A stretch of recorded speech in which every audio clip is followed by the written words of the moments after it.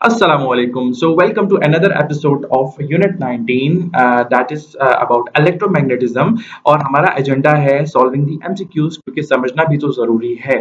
So, let us start. The presence of magnetic field can be detected by ठीक है. तो जो magnetic field की जो presence है वो कौन डिटेक्ट करता है ठीक है. ना ही मास ना ही पॉजिटिव चार्ज ना ही नेगेटिव चार्ज बल्कि मैग्नेटिक कंपस जो है वो डिटेक्ट करता है.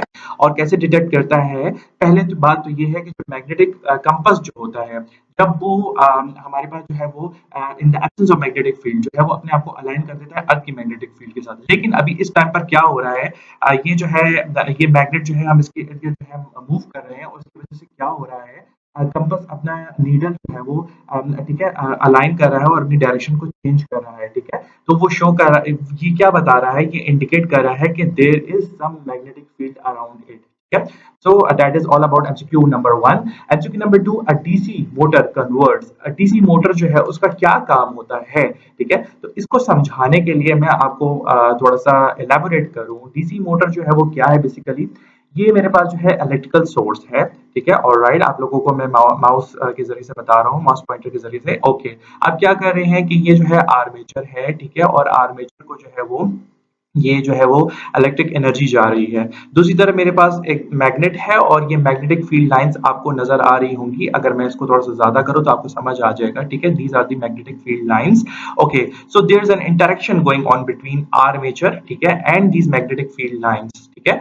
ये जो आर्मेचर है ये बेसिकली हम तो इसको इलेक्ट्रिकल एनर्जी सप्लाई कर रहे हैं, लेकिन ये जो इंटरेक्शन हो रही है ना between these magnetic field lines ठीक है और आर्मेचर, इसकी वजह से जो है वो आर्मेचर जो है दैट इज रोटेटिंग ठीक है। अब ये जब रोटेट कर रहा है तो दैट प्रोड्यूसेस मैकेनिकल वर्क ठीक है ना, और इट कॉजेज रोटेशन ठीक है। और ये रोटेशन कहाँ काम आती है, मैकेनिकल मोशन में, और that is used to drive machines and devices ठीक है। So basically option C is the right answer.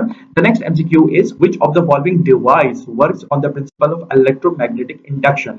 इसमें से ऐसा कौन सा डिवाइस है जो कि इलेक्ट्रोमैग्नेटिक इंडक्शन के प्रिंसिपल पर काम करता है ठीक है। तो इलेक्ट्रोमैग्नेटिक इंडक्शन सबसे पहले हम आपको समझाएंगे, और इलेक्ट्रोमैग्नेटिक इंडक्शन के लिए भी मैंने जो है आपको एक विजुअल है ठीक है। ये मेरे पास क्या है, ये ठीक है मैग्नेटिक फील्ड लाइंस आपको नजर आ रही होंगी और ये मेरे पास प्राइमरी कॉइल है। तो हो क्या रहा है कि changing current in the primary coil ठीक है, changing current in the primary coil induces ठीक है, induces a voltage in the secondary coil. और ये सेकेंडरी कॉइल है और ये वोल्टेज देखो, ये आपको जो है ये बताना है। और ये जो काम करता है ये ट्रांसफार्मर में जो है वो इलेक्ट्रोमैग्नेटिक इंडक्शन होता है ठीक है। यानी इसका जो प्राइमरी कॉइल है हमारे पास, यानी एन पी ठीक है ना, और वो जो है वो वोल्टेज इंड्यूस करता है सेकेंडरी कॉइल में। ओके जी, going towards the fourth MCQ, voltage in the secondary coil of transformer does not depend on. अच्छा, अब हमारे पास जो है वो क्या पूछ रहा है, voltage in the secondary coil यानी वीएस ठीक है ना, ये जो है वो किस पे जो है वो डिपेंड नहीं करता। तो सबसे पहले जो है वो मेरे पास जो है वो इक्वेशन जो है वो क्या है, सॉरी हाँ, वी एस डिवाइड बाय ठीक है V P is equal to N S divide by N P. अच्छा, अब बात किसके बारे में हो रही है, सेकेंडरी वोल्टेज के बारे में बात हो रही है ना। तो V S is equal to N S divide by N P ठीक है, मल्टीप्लाई बाय वी पी। अच्छा, ये मेरे पास नंबर ऑफ कॉइल्स इन द सेकेंडरी सेकेंडरी कॉइलिंग है, प्राइमरी कॉइलिंग है, उनकी नंबर्स हैं, और यहाँ पर मेरे पास जो है वो क्या है, ये प्राइमरी वोल्टेज है। अच्छा, अब यहाँ पर देखो प्राइमरी वोल्टेज पे डिपेंड करता है, मतलब मेरा कहने का मतलब ये करता है, तो दैट इज वाई ये नहीं होगा क्योंकि इसमें मुझसे क्या पूछा गया है, नॉट डिपेंड अपॉन। उसके बाद जो है मेरे पास क्या आ जाता है, टर्न्स रेशो आ जाता है। तो टर्न्स रेशो यहाँ पर ये जो है ये क्या है, ये टर्न्स रेशो है, तो इस पे भी डिपेंड करता है, दैट इज वाई इसको जो है हम एक्सक्लूड कर देंगे ठीक है। उसके बाद मेरे पास जो है वो क्या है, पावर लॉसेस के बारे में अगर बात करें तो पावर लॉसेस अगर हो जाती हैं तो उसकी वजह से जो है वो एफिशिएंसी रिड्यूस होगी ठीक है। लेकिन जो आइडियल वोल्टेज रेशियो है वो तो सेम ही रहेगा ठीक है, इस पे भी डिपेंड करता है, लिहाजा इसको भी इंक्लूड कर देंगे। सो that is the right answer, और फ्रीक्वेंसी ऑफ सोर्स पे डिपेंड नहीं करता ठीक है। यानी ट्रांसफॉर्मर्स है ना ठीक है, they operate basically on AC ठीक है। तो ये फ्रीक्वेंसी जो है वो इफेक्ट नहीं करता, ठीक है, वोल्टेज की ट्रांसफॉर्मेशन रेशो को। Okay, so going towards the fifth MCQ, which of the following quantities remain constant in an ideal setup transformer, ठीक है।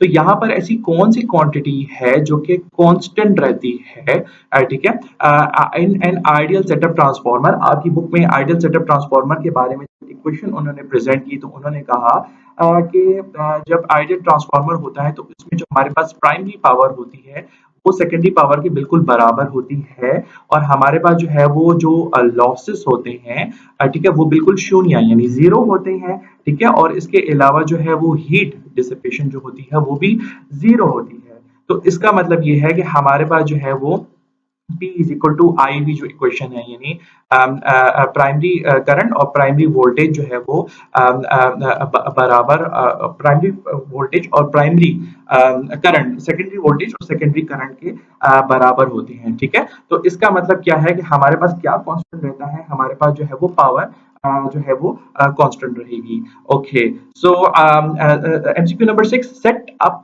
Transformer has a transformation ratio of 3:2, यानी 3:2, ठीक है, इसको मैं लिख सकता हूं ना 3/2 के।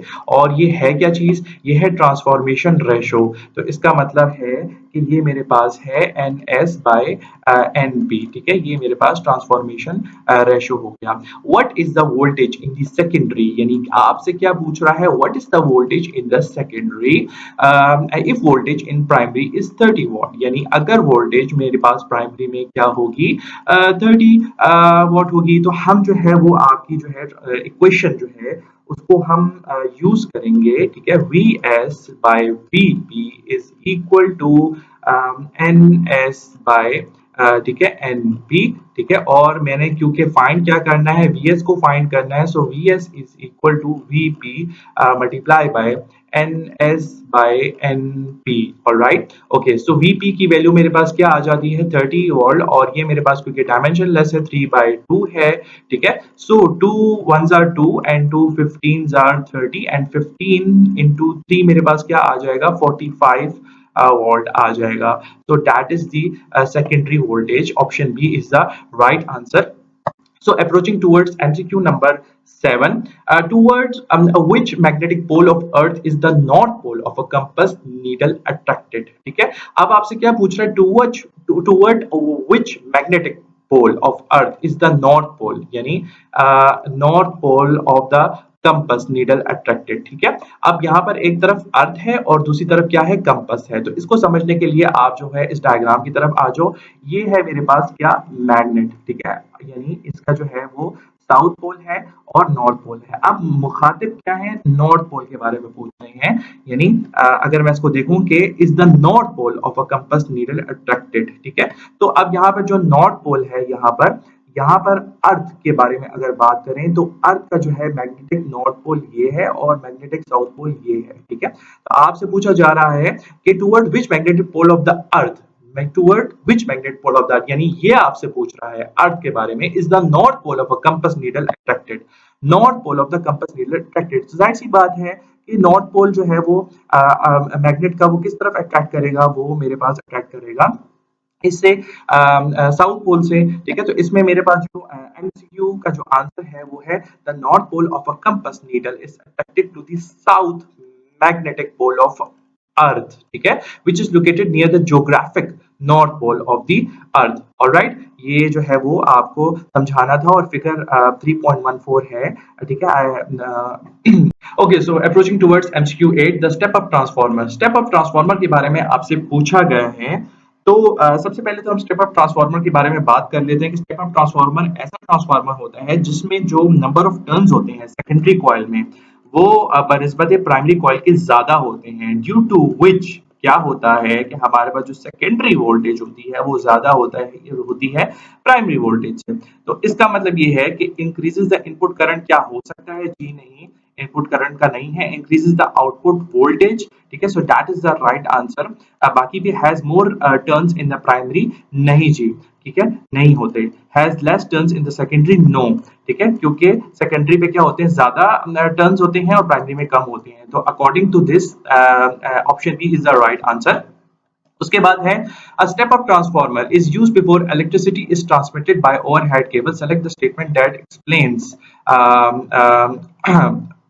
why this is done. ठीक है, तो स्टेप अप ट्रांसफार्मर जो है वो यूज होता है before electricity transmitted to overhead cables. यानी फर्ज करें ये मेरे पास क्या है, ये मेरे पास हो गया स्टेप अप ट्रांसफार्मर। ठीक है, स्टेप अप ट्रांसफार्मर हो गया और फिर उसके बाद क्या आ जाती हैं, ये आ जाती हैं ओवरहेड केबल्स आ जाती हैं लेट से। ठीक है, और ये कहाँ से आ रहा है, प्राइमरी सोर्स से जो है मेरे पास क्या आ रही है, इलेक्ट्रिसिटी आ रही है। ठीक है, तो हम इसको यूज क्यों करते हैं? सबसे पहली बात तो ये है कि स्टेप अप ट्रांसफार्मर का काम क्या होता है। स्टेप अप ट्रांसफार्मर का काम ये होता है कि वो सेकेंडरी वोल्टेज को हाई रखे, ठीक है, इंक्रीज रखे। ठीक है, अब दूसरी बात ये है कि हमारे पास जो है वो पावर क्या होती है, power is equal to I square R. ठीक है ना, तो अब होता यह है कि हमारे पास जो करंट होता है वो बहुत ज्यादा होता है। तो फर्ज करें अगर हमारे पास करंट जो है वो ज्यादा है, ठीक है, तो हमारे पास जो है पावर लॉसेस भी क्या होंगे, ज्यादा होंगे। अगर हमारे पास करंट कम होगा तो हमारे पास पावर लॉसेस भी क्या होंगे, कम होंगे। ठीक है, तो हमें पता है कि P is equal to I V. ठीक है, तो अगर मैं यहाँ पर ये कर लो कि I is equal to P by V, तो इसका मतलब ये है कि I will increase the voltage. ठीक है, keep the voltage increase so the हमारे पास जो एनर्जी लॉसेस हैं वो कम हो। ठीक है ना, इससे बचने के लिए। ठीक है, तो हम क्या करेंगे, करंट हमारा कम होगा। All right, the next MCQ, which of the following does not change in an ordinary transformer. एक ऑर्डिनरी ट्रांसफार्मर में क्या चेंज नहीं होता। पावर के बारे में बात हुई थी कि पावर अगर थोड़ा सा वो हो तो इसकी एफिशिएंसी में इफेक्ट आता है। ठीक है, ठीक है, ये चेंज होती है। करंट जो है हम चेंज होता है, वोल्टेज भी जो है वो चेंज होती है। ओके, जो चेंज नहीं होती वो फ्रीक्वेंसी जो है वो चेंज नहीं होती। और this is the right answer right now. और हमारे पास जो एसी सोर्स होती है दैट कंट्रोल द फ्रीक्वेंसी।